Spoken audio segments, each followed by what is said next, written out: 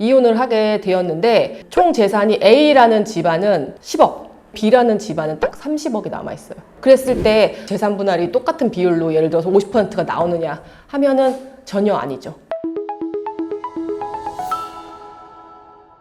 안녕하세요. 이혼 전문 박은주 변호사입니다.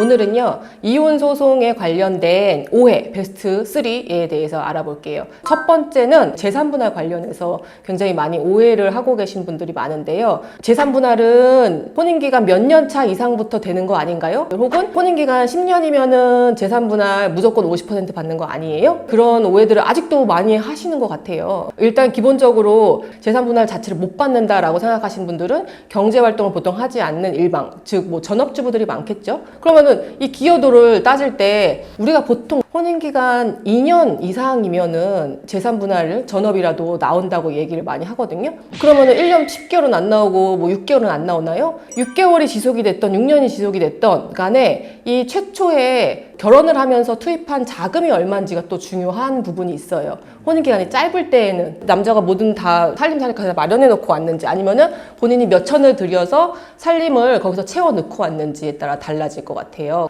또 하나는 혼인기간에 따라서 무조건 혼인기간 몇 년에 재산분할 몇 년이라는 공식은 아예 없어요. 예를 들면은 A라는 부부가 있고 B라는 부부가 있는데 다 혼인기간이 10년이에요. 근데 둘 다 똑같이 아내분은 전업이었어. 그리고 애 둘을 키웠어. 이혼을 하게 되었는데 총 재산이 A라는 집안은 10억. B라는 집안은 딱 30억이 남아있어요. 그랬을 때 재산 분할이 똑같은 비율로 예를 들어서 50%가 나오느냐 하면은 전혀 아니죠.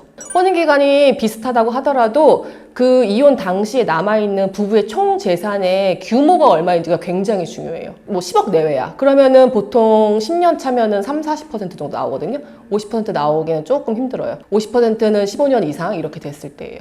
그러면은 예를 들어서 뭐 30%가 나온다고 쳐요. 그럼 3억이죠. 그러면은 B라는 집안에서도 똑같이 30%가 나와서 9억이 돼야 될 것 같잖아요. 아니죠. 전혀. 총 재산이 크면은 그만큼 전업주부들의 기여도는 떨어지게 돼 있어요. 재산 분할이라는 거는 그들의 혼인 관계 시작과 그 다음에 혼인 중에 있었던 상황이 모두 다 다르기 때문에 정해진 게 없어요. 또 하나 생각해 봅시다. 똑같이 혼인 기간이 20년이야. 그래서 총 재산이 똑같이 30억이 됐어요. 그 중에 15억은 우리가 공동으로 형성한 재산이긴 하는데 나머지 15억은 예를 들어서 남편이 최근에 뭐 2, 3년 사이에 증여나 상속을 받았어. 그래서 총 재산이 30억이 된 것과 그 다음에 20년 동안 쌓아놓은 재산이 30억인 거는 또 달라요.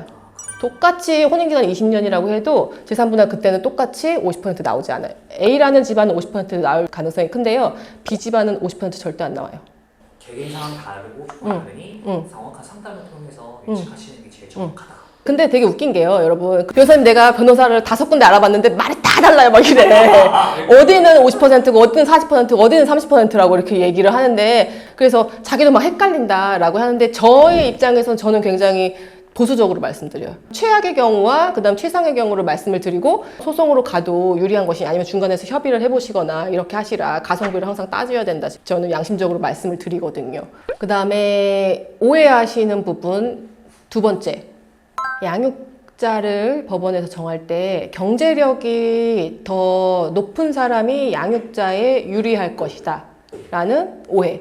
이거는 아내분이나 남편분이나 둘 다 오해하시는 분들이 되게 많아요. 양육자를 선정할 때 우선순위를 따지는데 경제력이라는 거는 하위순위예요. 양육자를 선정할 때 법원에서 가장 많이 보는 기준 첫 번째는 뭐냐면은 이제까지의 양육 형태가 어땠는지, 주양육자는 누구였는지, 그래서 아이와 엄마, 아빠 중 누구랑 애착관계가 더 많이 형성되어 있는지가 가장 중요하겠죠. 그 다음에 아이의 나이와 성별을 보겠죠. 보통 우리가 생각했을 때 영유아 때 정도는 아무래도 엄마의 어떤 보살핌이라든지 양육이라든지 이런 게 더 뭐 세심할 수 있다는 생각들이 있잖아요. 그 다음에 중요한 기준은 법원에서는 만 13세라고 보고 있는데 10살 이상만 되면은 아이의 의사를 더 이상 무시할 수 없어요. 그래서 아이가 이혼을 함에 있어서 엄마와 아빠 중 누구랑 살고 싶은지, 경제력은 4위, 5위밖에 될 수가 없는 거예요. 경제력이요.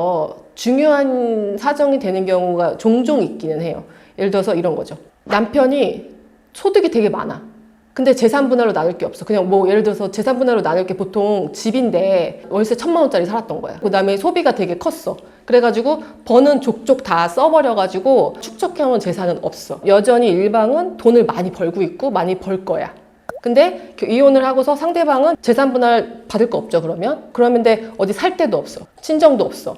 그래서 거주지 마련조차 힘들 수가 있어요.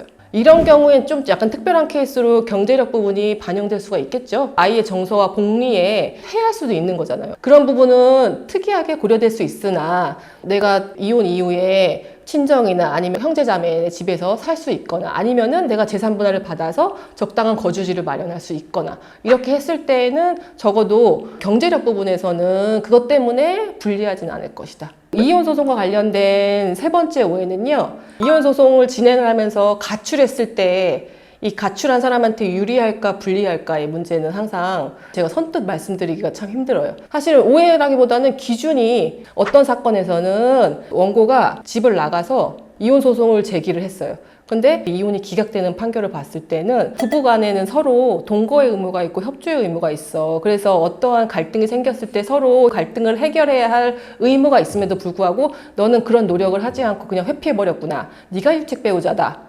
라고 해가지고 이혼 소송을 기각시키는 경우가 있었고 또 이혼 소송을 인용할 때는 이런 갈등이 있었고 이 갈등은 회복되기 어렵다. 혼인 기간에 비해서 가출 기간이 상당히 길고 있고 가출을 함으로써 원고의 이혼 의사가 굉장히 확고해 보인다. 라고 해서 이혼을 인용하면서 그거를 인용 쪽에 근거로 쓰는 경우가 있거든요. 이상하죠, 되게.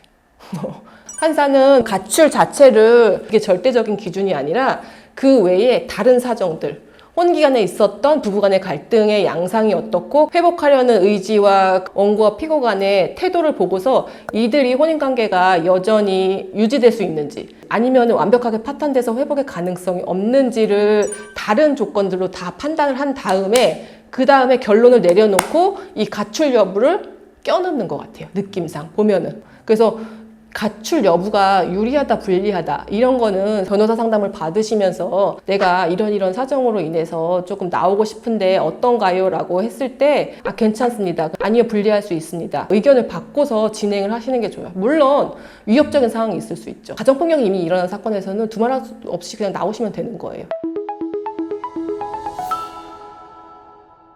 오늘은요, 이혼 소송에서 가장 많이 질문을 하시고 오해를 하시는 부분에 대해서 제가 잘 설명을 드려봤는데 요즘 좀 아리까리 하시죠? 항상 케바케다. 오늘 영상이 유익하셨다면요, 구독과 좋아요를 눌러주세요. 안녕.